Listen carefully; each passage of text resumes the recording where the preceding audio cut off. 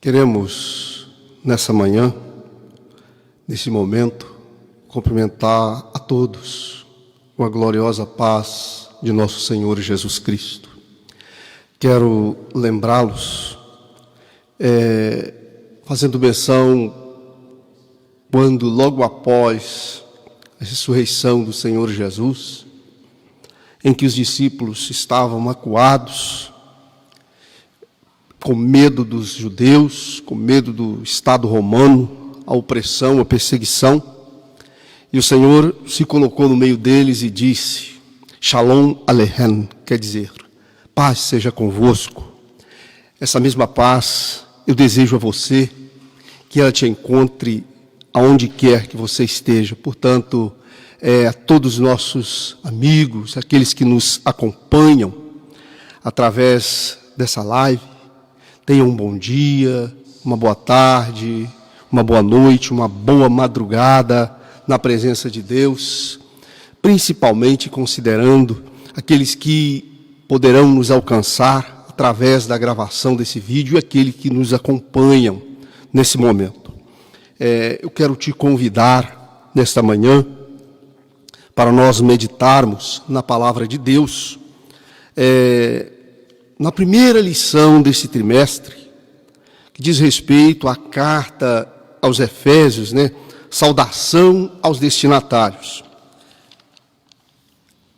A lição desse trimestre trata de assunto de importância para a Igreja do Senhor, conforme nós vamos abordar no curso da lição de hoje, elaborada pelo pastor Douglas Batista, presidente do Conselho de Educação e Cultura da Convenção Geral das Assembleias de Deus no Brasil, líder da Assembleia de Deus Missão do Distrito Federal, doutor em Teologia e licenciado em Filosofia. Portanto, nós temos aqui um material de grande importância e de grande utilidade para nossas vidas espiritual nesse momento e sempre. A palavra de Deus, ela tem sempre aplicação adequada para cada momento na história da humanidade. É importante ressaltar que a palavra do Senhor, ela não caduca, ela não prescreve, ela continua de acordo com os acontecimentos. Aliás, muitas coisas que aconteceram, estão acontecendo e vão acontecer, estão ricamente registrados na palavra de Deus de forma incontestável. Assim queremos convidar a todos nesse momento. Antes, vamos ler o trecho bíblico, que vamos meditar. Estaremos em meditação. A verdade prática diz o seguinte, que a Epístola aos Efésios revela o objetivo eterno de Deus para a Igreja de Cristo. A Epístola aos Efésios revela o propósito eterno de Deus para a Igreja de Cristo. A leitura bíblica diz o seguinte, Efésios capítulo 1, verso 1 e 2. Paulo, apóstolo de Jesus Cristo, pela vontade de Deus, aos santos que estão em Éfeso, e fiéis em Cristo Jesus. A vós, graça e paz da parte de Deus nosso Pai e da do Senhor Jesus Cristo.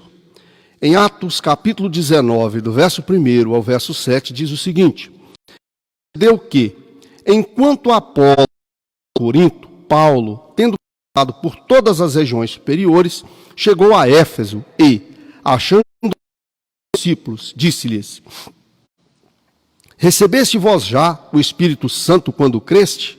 Eles disseram-lhe, nós nem ainda ouvimos que haja Espírito Santo. Perguntou-lhes então, em que sois batizado então?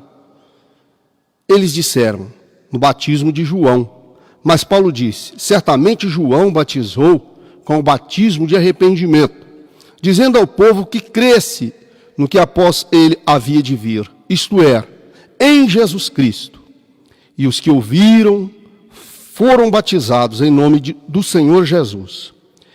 Impondo-lhes Paulo as mãos, veio sobre eles o Espírito Santo, e falavam línguas e profetizavam. Estes eram, ao todo, uns 12 varões. A epístola denominada como a coroa dos escritos de Paulo, essa epístola, ela vai trazer, enriquecer os nossos conhecimentos nessa manhã, quando nós abordaremos a sua data, por exemplo. Nós vamos abordar os seus destinatários e o objetivo. É importante aqui destacar o objetivo, né, o escopo de Deus através da revelação da sua palavra.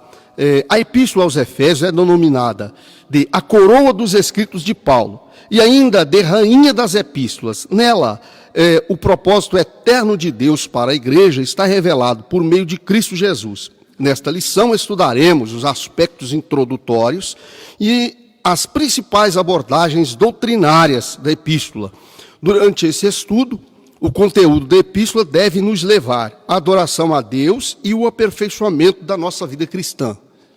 É óbvio, porque de acordo com nós iremos discorrendo sobre os pontos aqui abordados, nós vamos ver a grandeza e o amor de Deus para com o ser humano, na medida em que nós vemos o cumprimento das suas promessas, né? A revelação daquilo que estava lá no profundo do coração de Deus. Ou seja, vem a lume, a palavra de Deus traz ao conhecimento de todos os segredos de Deus, os segredos ocultos na sua alma, o seu grande amor pelo pecador. Quanto à autoria, conforme os costumes da época, o autor inicia a carta declarando sua identidade, como nós vemos aqui no versículo 2, no versículo 1, aliás, Paulo, apóstolo de Jesus Cristo. Quer dizer, ele se identifica, Paulo, apóstolo de Jesus Cristo. No livro de Atos, menciona que ele se chamava também Saulo. Saulo, na verdade, é um nome hebraico, mas que também era conhecido como Paulo. Em hebraico, Saulo significa solicitado, provavelmente uma homenagem a Saul, primeiro rei de Israel, que pertencia à mesma tribo do apóstolo. Já Paulo significa pequeno, era o seu nome romano. Então nós vemos aqui a autoria de Paulo. Como assegurou o doutrinador, Paulo tendo 2 nomes nas Escrituras Sagradas. A primeira vez que ele surge no Novo Testamento, lá no versículo 58 do capítulo 7 de Atos dos Apóstolos, por ocasião do primeiro Marte, quando Estevão, o diácono, após, com veemência, eloquência e muita fé, discorria sobre esse projeto de salvação que nós estamos falando, que nós estamos trazendo, que vem a revelação daquilo oculto no coração de Deus ao conhecimento dos homens. Estevão discorre com muita graça, e isso fez com que despertasse a ira nos adversários, basicamente consubstanciada nas ações de judeus, principalmente, que não aceitavam que o Machia, ou o Messias, conforme nós falamos, era o verdadeiro ungido, prometido na palavra de Deus. E, desta forma, Estevão foi apedrejado. As Escrituras dizem que Estevão foi apedrejado em praça pública e as suas vestes foram depositadas aos pés de um jovem chamado Saulo. Esse jovem chamado Saulo, essa descrição está lá registrada no capítulo de Atos dos Apóstolos, no livro de Atos dos Apóstolos, no capítulo 7, no verso 58. E este Saulo, embora nós observamos, há quem diga que ele, sendo da seita dos fariseus, tenha ido para Jerusalém, quando na sua adolescência outros divergem no sentido de que ele tenha ido para Jerusalém desde a sua infância, passando todos esses tempos longe da sua cidade natal, quer dizer, Tarso, né, que é uma cidade que fica a capital da Cilícia, uma província romana na Ásia Menor, e assim sendo, há essa divergência de opinião quanto à forma como Paulo esteve em Jerusalém. Contudo, uma coisa é incontestável, não tem controvérsia, na verdade, é que Paulo, que também é Saulo, na verdade, ele foi instruído, ele cresceu, foi instruído aos pés do renomado mestre, doutor da lei, Gamaliel, neto de Hilel, e instruído em toda a cultura, em todo o conhecimento da lei, da Torá, e era, portanto, membro da seita denominada aos fariseus, membro do Sinédrio, e um defensor dos seus ideais. Observamos que ele tinha poder dos principais, na medida em que tinha uma carta para perseguir os cristãos que estavam aos arredores de Jerusalém. Desta forma, ele prossegue até esse local denominado Damasco, objetivando perseguir de alguma forma aqueles que fossem ali encontrados como discípulos do Senhor. Só que ele não esperava que lhe reservava uma surpresa no caminho. Quando já estava no limiar da cidade, uma luz, um esplendor do céu o cercou, e o Senhor falou com ele e houve a sua conversão.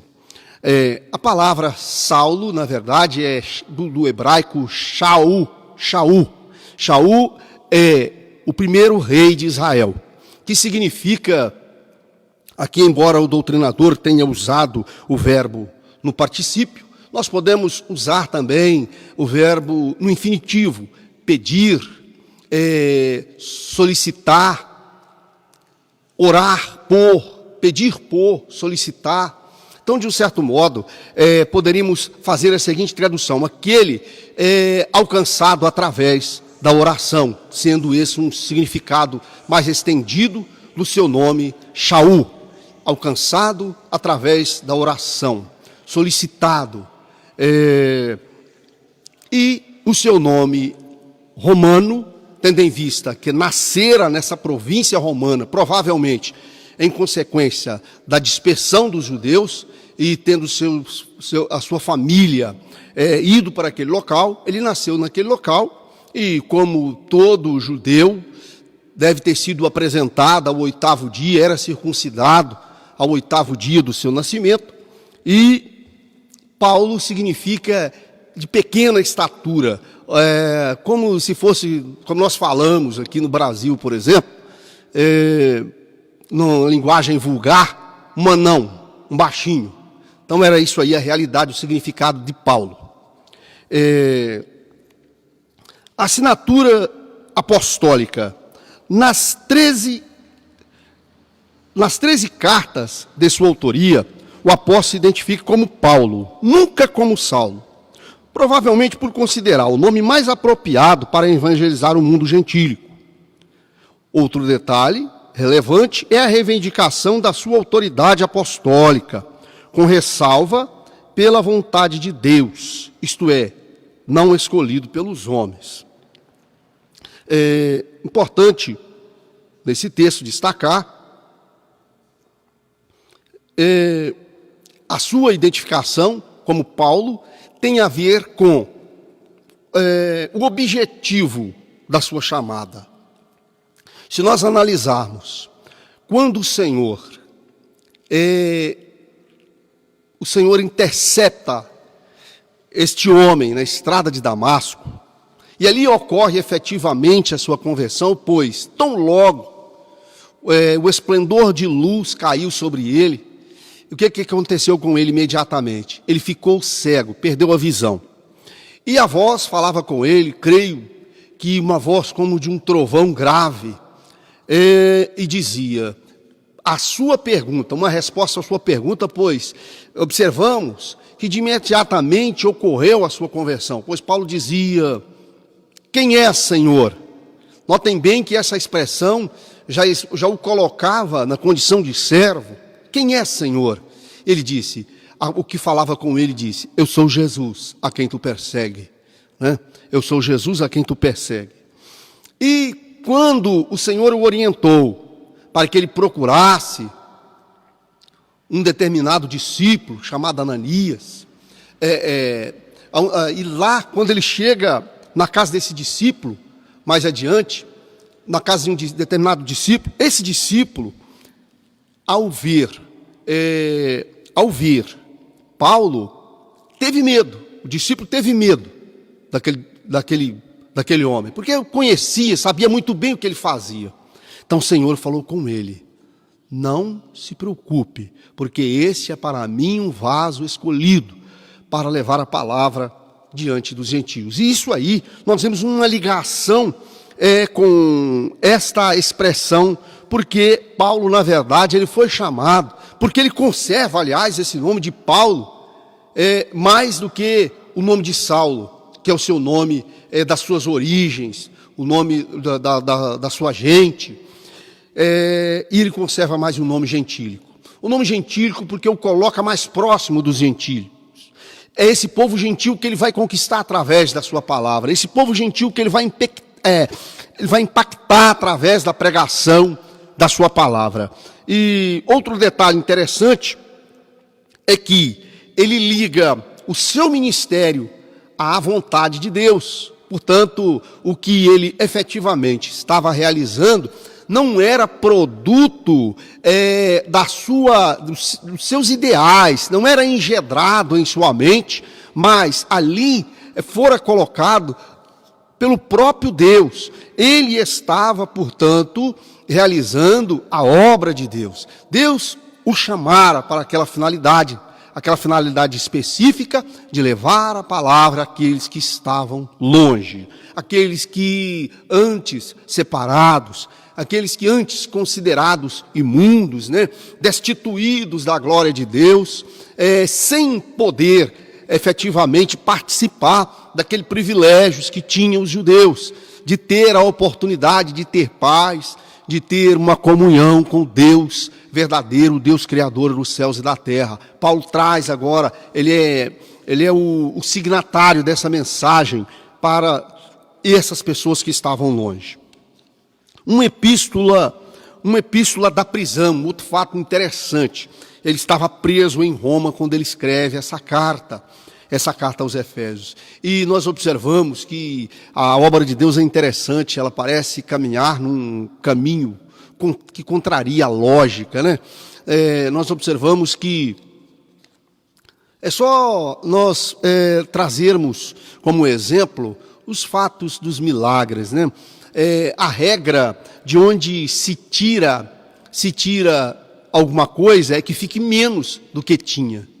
Essa é a regra, essa é a lógica, essa é a matemática. Se aonde tinha 10 você tira 1, fica 9. Mas quando se trata do reino de Deus, o negócio é diferente. Pode acontecer que, de acordo com a vontade de Deus, quando você tira 10, em vez de ficar 9, fica 11. É a contramão da lógica. Nós vemos que quando Deus, através do profeta, mandou que a viúva, aquela mulher, né, lá no Velho Testamento, derramasse do azeite dela, o que aconteceu? Quando ela derramava, eu acredito, quando ela colocava do azeite nos recipientes, em vez de diminuir, aumentava a quantidade de azeite da botija. E assim ela encheu todos os vasos que ela conseguiu pegar na vizinhança. Então é a contramão da lógica. É interessante nós observarmos isso aí. Quando se prende alguém, evidentemente, é uma consequência imediata desta ação, desse acontecimento, que qualquer atividade que ele faça esteja restringido em função daquela prisão, daquela restrição de liberdade. Contudo, nesse caso, como ele mesmo falou em outros textos da palavra de Deus, ele disse que ele poderia até estar preso, ou outros ser presos, mas a palavra de Deus não estava presa. A palavra de Deus não podia ficar contida atrás das grades, não podia ficar contida nos grilhões.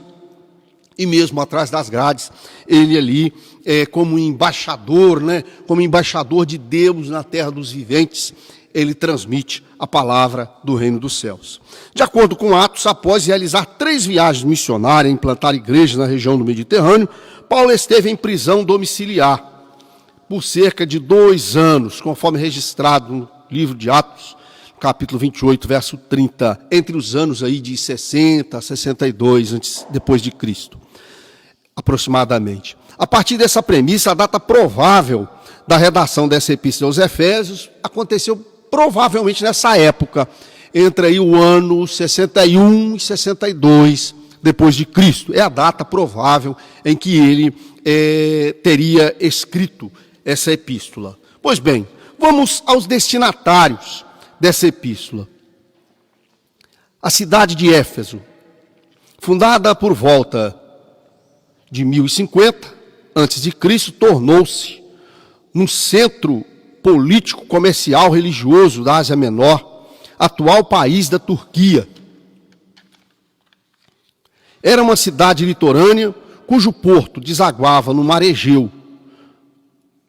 Sua rua principal era pavimentada em mármores, com colunas trabalhadas de ambos os lados. Era considerada uma metrópole com cerca de 500 mil habitantes. Tinha o maior anfiteatro do mundo, com capacidade para 25 mil espectadores. Próximo dali estava o estádio, com a pista de corridas e as arenas, onde corriam as lutas entre animais selvagens, como também entre homens e animais. Pois bem, como vemos aqui, tratava-se de uma grande cidade. Uma cidade com cerca de 500 mil de habitantes, e uma cidade localizada na Ásia Menor. Nós vamos ver que Paulo tinha muito o que fazer nesse lugar. Tinha muitas almas para serem alcançadas. Quando nós observamos, por exemplo, no ponto 2, a religiosidade de Éfeso, né? A religiosidade de Éfeso. A cidade abrigava o templo de Ártemis, da deusa Diana, que era considerada na época como deusa da fertilidade. Construído em mármore esse templo, a economia da cidade dependia dos milhares de turistas que a visitavam. Sua maior fonte de renda era o comércio de nichos de prata vendidos no templo, razão pelo qual seus moradores ficavam alarmados com a pregação de Paulo contra a idolatria. Assim observamos uma cidade com 500 mil de habitantes, uma cidade em que tinha um comércio atrativo, a sua atividade, sua vida política era bem enfática e era vista conhecida, né, em todos os países daquela região, naquela época. Observamos, portanto, que Paulo ele entra num ambiente de guerra. Paulo, objetivando, evidentemente, cumprir com a ordem de Deus, ele entra num ambiente de guerra. Que nós observamos o que aconteceu. Pelo fato que essa divindade era muito respeitada na circunvizinhança, nós vemos que grande parte da população a economia deles era a base da venda desses produtos, nichos de prata, que na verdade são pequenos templos, né, miniaturas de templos com a imagem da deusa Diana. Miniaturas de templos com a imagem da deusa Diana. Era o comércio deles, era daí que eles tiravam as suas rendas, aquelas pessoas que vinham em caravanas para aquela cidade e adquiriam aqueles produtos. E o que acontece? Quando eles, como nós citamos anteriormente, um anfiteatro com capacidade, um teatro com capacidade para 25 mil espectadores, esse teatro é visto, poderíamos dizer que em São Paulo, se fosse em São Paulo, seria Avenida Paulista. É um local, por exemplo, para se fazer manifestações. Seria um local para se discutir, evidentemente reunir 25 mil pessoas, se discutir determinado assunto, e também seria um lugar para manifestações. As Escrituras nos afirmam que o povo correu para onde? o povo correu para esse teatro para ali fazer os seus protestos, as suas manifestações contra o que estava acontecendo, como uma forma de exigir que alguma coisa fosse feita para impedir que Paulo prosseguisse com aquilo que ele estava fazendo. Afinal de contas, ele estava pregando contra a idolatria, e aonde que eles defendem a ideia que dentro de algum tempo o próprio templo da deusa Diana seria destruído, caso a pregação de Paulo se avançasse nos termos em que estava acontecendo. Isso aí, houve um grande alvoroço, alguns dos colegas de Paulo de ministério ficaram presos. Paulo até quis se apresentar à multidão, mas foi de um certo modo impedido, né, para que ele não fizesse. Observamos então, em meio à dificuldade que ele enfrentou para realizar o seu ministério, contudo, ele não desanimou. A igreja de Éfeso, Paulo evangelizou a cidade e seus arredores durante 3 anos. Quando chegou a Éfeso, o apóstolo encontrou 12 discípulos, os quais batizou nas águas e conduziu a receber o batismo no Espírito Santo. Em seguida, evangelizou os judeus na sinagoga por um espaço de 3 meses, e como alguns judeus resistiram ao evangelho, voltou-se para os gentios, pregando num salão alugado na escola de um certo tirano. Em Éfeso, Deus usou Paulo poderosamente, e a igreja crescia, pois até os lenços e aventais do apóstolo foram usados para curar os enfermos e expulsar demônios. Grandes líderes da igreja também passaram por Éfeso. Paulo ministrou ali e foi instruído por Priscila e Áquila. Timóteo também foi designado para pastorear na cidade. E segundo Irineu, bispo grego do 1º século, o apóstolo João também liderou a igreja. Então nós vemos aqui revelado o projeto de Deus que dissemos no início dessa lição. Por que Paulo foi para Éfeso? Primeiro, 500 mil de habitantes para serem alcançados pelo Evangelho. E a igreja do Senhor Jesus Cristo, a igreja de Deus, nós observamos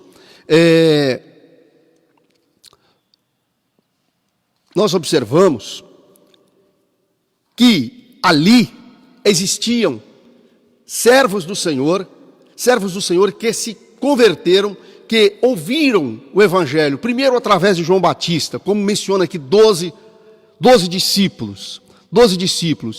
Então vejam bem, e ele vai para ali, levado por Deus, guiado por Deus, para fazer com que estes viessem a conhecer algo que eles não conheciam, receber o impacto do poder. A igreja, na verdade, que é um corpo, é considerado um corpo místico de Cristo, é o que é apresentado nessa epístola, porque ela apresenta Jesus como cabeça da igreja e a igreja como seu corpo, e ela é fruto de um terceiro povo, porque aqui nós vamos classificar, de acordo com essa lição, esses alcançados pela palavra em 2 grupos. Primeiro, os judeus. O segundo, os gentios. Se nós analisarmos a palavra gentio sobre o nome grego, ethos, nós vamos ver que tem a ver com estrangeiros. Então, quer dizer, eram judeus e estrangeiros. Quem não era judeu era estrangeiro. E o objetivo de Paulo era alcançar esses estrangeiros. E Deus, evidentemente, o que é que ele queria? Qual é o objetivo do Senhor? Algo, evidentemente, guardado lá no coração de Deus desde a fundação do mundo, né? Desde a fundação do mundo, esse era o projeto dele. Desses 2 povos, tirar um. Desses 2 povos, constituir um terceiro povo separado para ele. Esse povo, aqui chamado, denominado igreja, lá no primeiro século, denominado igreja, lá no primeiro século em que ele é visto como corpo místico de Cristo. Essa igreja do primeiro século é visto como corpo misto de Cristo. É visto Cristo como a cabeça e a igreja vem como corpo misto do Senhor. Grandes líderes da igreja também passaram por Éfeso. Apolo ministrou ali e foi instruído por Paulo e Áquila. Timóteo também foi designado para pastorear a igreja, segundo Irineu, bispo grego do primeiro século, o apóstolo João. Então estes que, no caso de João, que ficaram em Jerusalém a cuidar do povo nacional, também passou na igreja do primeiro século, na igreja de Éfeso. Saudação epistolar. A saudação é a mais breve dentre todos os escritos de Paulo. Ele se dirige aos santos e fiéis em Cristo Jesus. Isto é, aqueles que foram separados e consagrados para ser a propriedade exclusiva de Deus. Paulo os cumprimenta com a palavra graça e paz, uma expressão que lembra o favor gratuito e merecido de Deus. Quanto aos destinatários, a maioria dos intérpretes consideram que a epístola era uma carta circular destinada aos cristãos, da maioria gentílica de muitas igrejas da Ásia, provenientes de Éfeso, a metrópole mais importante daquela região. Vamos ao propósito da mensagem. Mateus 13, 35. Objetivos, né? Aparentemente,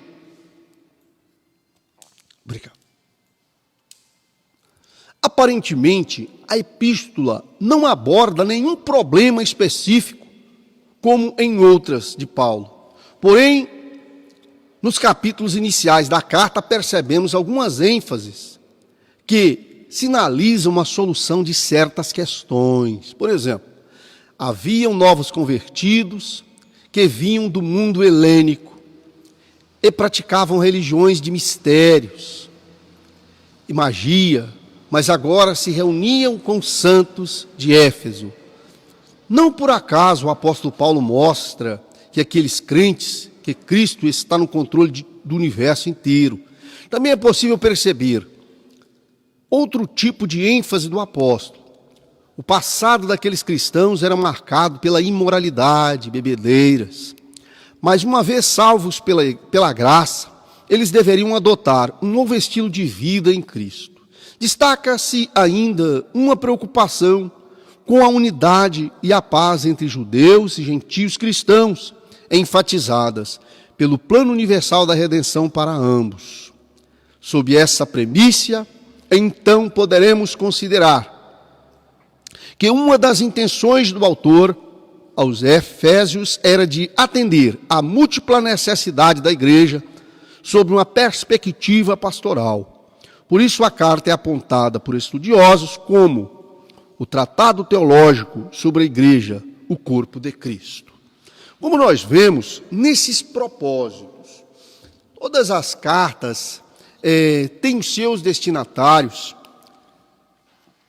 têm os seus objetivos, têm os seus ideais, e nós observamos pelo menos aqui três propósitos que são interessantes, que são fantásticos, que revelam uma mente sábia e um Deus de amor. Nesse primeiro aspecto, nós vamos ver que havia ali o quê? Novos convertidos. Como nós abordamos na aula passada, a salvação, ela se transcorre através de um processo. É um processo, como nós vimos, na questão da santificação. E aqui nós vemos pessoas no início desse processo. Novos convertidos são aqueles que estão no início desse processo de salvação. São os denominados neófitos. E aqui havia a ocupação. Eu prefiro me referir à ocupação mesmo porque o que levou o apóstolo, o que o direcionou para esse local, para essa região, não foi fruto da sua própria concepção, não foi algo criado por ele, mas foi ideais divinos, ideais de Deus, materializados no coração dele, e aliás, o Espírito de Deus que o impulsionava para esta obra. Pois, como já relatamos aqui nessa manhã, os discípulos, após a morte e ressurreição do Senhor Jesus Cristo, eles estavam macuados, tementes, receiosos, vulneráveis, mas após 50 dias da ressurreição, cumpriu-se a promessa do Senhor que fora predita pelo profeta Joel, e desceu sobre eles, no cenáculo onde estavam reunidos, o Espírito Santo. E a partir daquele momento eles foram revestidos de poder, eles foram revestidos de autoridade, de ousadia, para então fazer e realizarem a obra de Deus. E a mesma ação desse Espírito não se restringiu às primeiras horas, aos primeiros momentos da igreja primitiva, conforme registrado no capítulo 2 de Atos dos Apóstolos. Não ficou por ali, ela prosseguiu, protraiu no tempo, e ainda continua nos dias de hoje, que poderíamos asseverar, com certeza, que o livro de Atos dos Apóstolos teve início, mas ele não tem o seu epílogo. Nós não encontramos a conclusão do livro de Atos dos Apóstolos. O que estamos fazendo aqui, nesse momento, que Deus nos permite fazer nesse momento, é exatamente uma continuidade de Atos dos Apóstolos. Atos dos Apóstolos não parou, Atos dos Apóstolos continua. E quando você faz alguma coisa para Deus, quando você faz alguma coisa em cumprimento à ordem de Deus, você está dando continuidade ao livro de Atos dos Apóstolos. E aqueles discípulos, então, agora revestidos de poder, eles começam a anunciar o Evangelho do Reino. É muito interessante.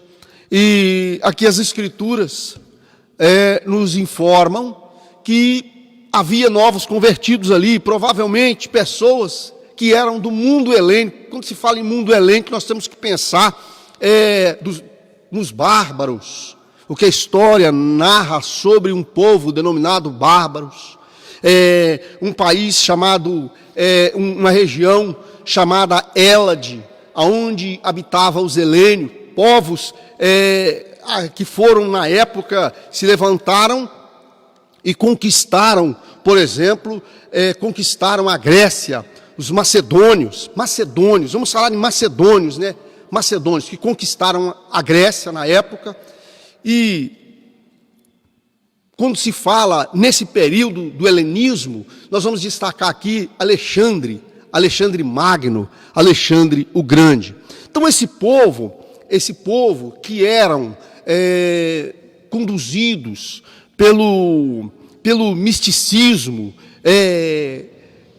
pelas religiões pagãs da época, eles se converteram ao cristianismo. Se converteram ao cristianismo, as Escrituras não informam quem que eles ouviram, talvez tenham ouvido, quem sabe, o próprio João Batista ministrando, ou outro discípulo. A Bíblia cita alguém, um evangelista, por nome, um evangelista que esteve ministrando no caminho para um eunuco de Candace, conhecido como Filipe. A Bíblia diz que o Espírito do Senhor o arrebatou e levou para outro lugar. Então, quantos lugares Filipe ministrou embaixo da unção de Deus? Não sabemos quem foi que ministrou para essas pessoas, mas a verdade é que elas estavam deixando as suas práticas antigas para seguir aquela orientação espiritual que agora receberam. E Paulo, evidentemente, quer tutelar essa fé desse povo.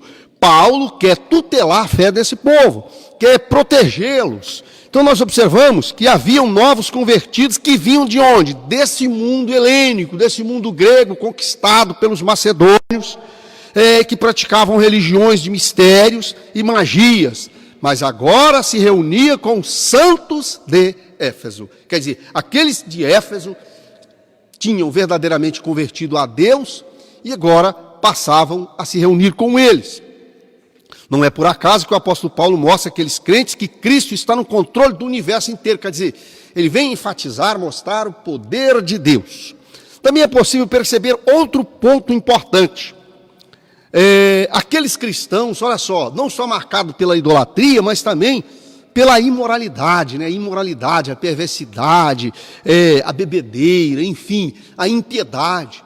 Eles estavam, o passado deles era um passado lá de lama, um passado que demonstrava que eles estavam na sarjeta, estavam numa situação bem difícil, numa situação de miséria e opróbrio espiritual. E agora são alcançados pela palavra de Deus. E tem o objetivo, o apóstolo, é de fazer com que eles venham crescer espiritualmente e serem enriquecidos. Destaca-se ainda aquilo que eu disse já nesse momento. A unidade e a paz entre judeus e gentios, cristãos, enfatizado pelo plano universal da redenção para ambos. Quer dizer, isso aqui é o corpo de Cristo. É um povo especial tirado dentre judeus e gregos. E por último nós vemos a mensagem ao Éfeso. Gira em torno de duas temáticas. Jesus Cristo, a cabeça da igreja. Jesus Cristo é a cabeça, a igreja é o corpo. Assim podemos classificar os desdobramentos desse assunto nos seguintes eixos temáticos. Consumação do plano eterno de Deus na pessoa de Jesus Cristo. Olha só. Consumação do plano eterno de Deus na pessoa de Jesus Cristo. Aqueles que estão recebendo essa oportunidade e que a abraçam, está reservado para eles uma recompensa da parte de Deus. É o que nós vemos lá no livro de Apocalipse, quando ele disse: vinde, benditos do meu Pai, recebereis por herança aquilo que está preparado para vós desde a fundação do mundo. Então aquilo que Deus preparou para nós, aquilo que o olho não viu, aquilo que o ouvido não ouviu, aquilo que não desceu ao coração humano, é isso que Deus preparou.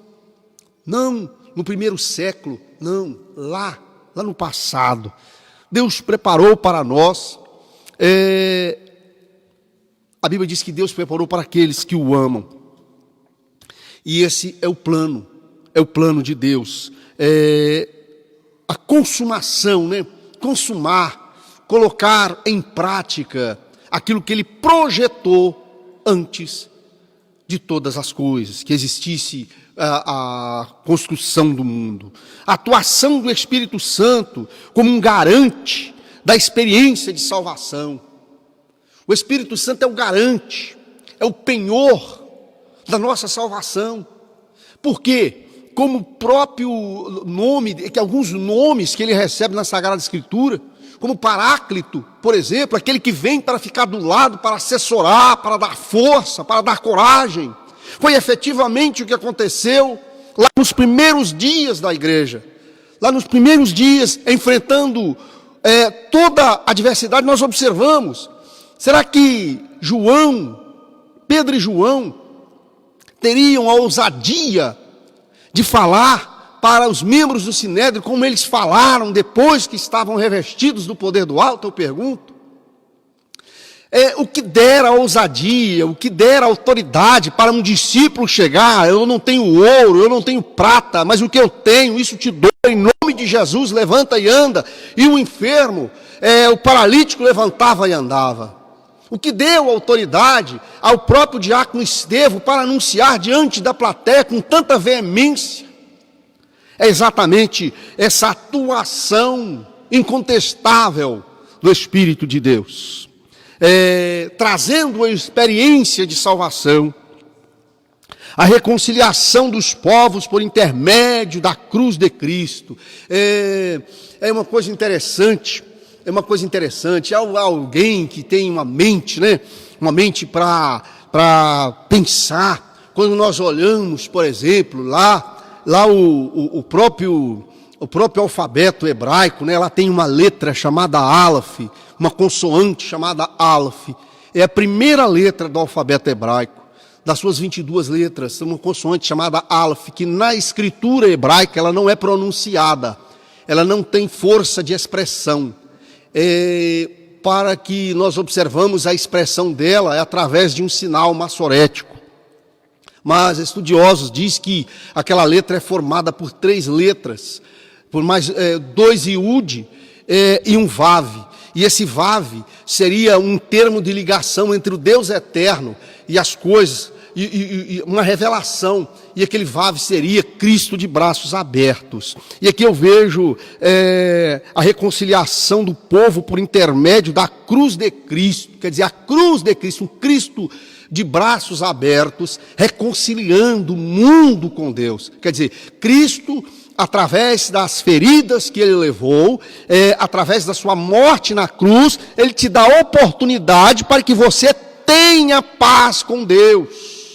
Isso é muito importante, porque quando você tem paz com Deus, a ira de Deus não estará mais sobre você. A ira de Deus, que vem em consequência do pecado, ela se afastará da sua vida. Então olha só que outra mensagem, né? Outra mensagem tremenda, né? A reconciliação dos povos, é importante, dos povos, de perto e o de longe, judeus, gregos, romanos, macedônios, europeus, latinos, todos os latinos, os de perto e os de longe. E se tinha nativos aqui na nossa América, eles também foram alcançados, eles estavam no projeto de Deus. Eles estavam também no projeto de Deus. A revelação do mistério, do segredo, da vontade de Deus por obra do Espírito Santo. Mistério, segredo, aquilo que estava oculto, aquilo que ninguém sabia. Deus agora traz ao conhecimento de todos. Um novo estilo de vida baseado na unidade, na comunhão com o Espírito Santo, na frutificação, na adoração e na intercessão. Quer dizer, é uma nova característica de um povo separado, daquele que é lavado, daquele que é comprado no sangue de Jesus, daquele que é feito uma nova criatura, né? E quando alguém é feito uma nova criatura em Cristo Jesus, nós vemos que ele leva um estilo de vida diferente, um estilo de vida baseado na comunhão, na unidade, na comunhão com Deus, nos frutos mencionados lá no livro de Gálatas, no capítulo 5, na adoração, na intercessão, os novos relacionamentos conjugais, a luta contra o diabo. Tudo isso decorre da palavra de Deus, tudo isso decorre da aplicação da palavra de Deus em nossas vidas, em que nós nos tornamos potenciais guerreiros, né, revestidos dessa armadura de Deus através da sua palavra, né? Armadura, armas, verdadeiras armas de guerra, para que possamos ficar de pé diante da luta do pior adversário que o homem tem na face da terra, que é Satanás. E nós observamos que essa é a mensagem da palavra de Deus que Paulo procurava transmitir, ou que procura transmitir através da carta aos Efésios. Que Deus te abençoe neste momento, né? Que você possa aplicar, né? Possa ter entendido. Nós estamos aí aberto a questionamento. Se você ouviu a palavra de Deus nessa manhã, entendeu? Se você ouviu a palavra de Deus nessa manhã, nesse momento, talvez agora é amanhã para mim, mas talvez onde você está, agora é tarde, não importa se agora é tarde onde você está, se já é noite onde você está. Se você ouviu a palavra de Deus, entendeu o que eu estou falando, foi inteligível para você, e você quer ter essa experiência com Ele, você quer ter essa comunhão, que o Espírito de Deus não está detido, não está preso a circunstâncias de tempo, de espaço. Ele está aqui comigo nessa manhã e está onde você está. Onde quer que você esteja, não importa, Ele está contigo, está bem perto de você. E se você quer, se você deseja ter uma comunhão com Ele, passar a ter, a partir de agora, caminhar com Ele, eu quero te dar essa oportunidade e quero quero orar por você. Quero orar por você nesse momento. Gostaria que você fechasse os seus olhos. Senhor meu Deus, mais uma vez, em primeiro lugar, eu te agradeço por ter me concedido a oportunidade de estar aqui nessa manhã, ministrando a Tua palavra. Eu quero, Senhor, rogar a Tua bênção para todas as pessoas que estão nos assistindo, estão nos acompanhando à distância, através dessa live, aqueles que, Senhor, a posteriori, foram alcançados através do vídeo. Pai eterno, Pai bendito, que o compartilhamento possa lhes proporcionar uma oportunidade de encontrar contigo e renovar os laços de amizade, de paz com o Senhor. Ó Deus bendito e eterno, eu quero te rogar em favor desta vida, onde quer que ela esteja. Senhor, se tem alguém nesse momento reconhecendo que Tu és Deus, reconhecendo que é hora, Senhor, é hora de voltar para Ti, é hora de encontrar com o Senhor. Eu quero pedir a Tua bênção, eu quero pedir, Senhor, que Tu cubras com o Teu sangue, lhe dê salvação, ó Deus, escreva o seu nome no livro da vida, faça com que ele possa experimentar e caminhar nesse processo de santificação e salvação. Deus, eu te rogo também pelo irmão Brunes, o irmão Isaac, Senhor, que nos assessoraram nessa manhã, nos ajudaram aqui, Senhor, foram os principais para prepararem, Senhor, esse momento para nós estarmos aqui ministrando a Tua palavra. Eu quero pedir ao Senhor que os abençoe, continue abençoando esses varões, para que eles possam continuar dando fruto, fazendo a Tua obra. Deus, assim nós oramos a Ti, assim nós te agradecemos, no nome de Jesus. Amém. Eu quero aproveitar a oportunidade de te convidar, hoje, logo mais, estaremos aqui, acredito, daqui mais umas 12 horas, né? Umas 12 horas, de 11 a 12 horas, um horário de 21 horas aqui no Brasil. Estaremos aqui às 19 horas. Às 19 horas estaremos aqui novamente, ministrando a palavra, e você é o nosso convidado. Acompanhe conosco, adore a Deus aí na sua casa, onde você estiver, que Deus vai te abençoar. Fiquem todos na paz de nosso Senhor Jesus Cristo.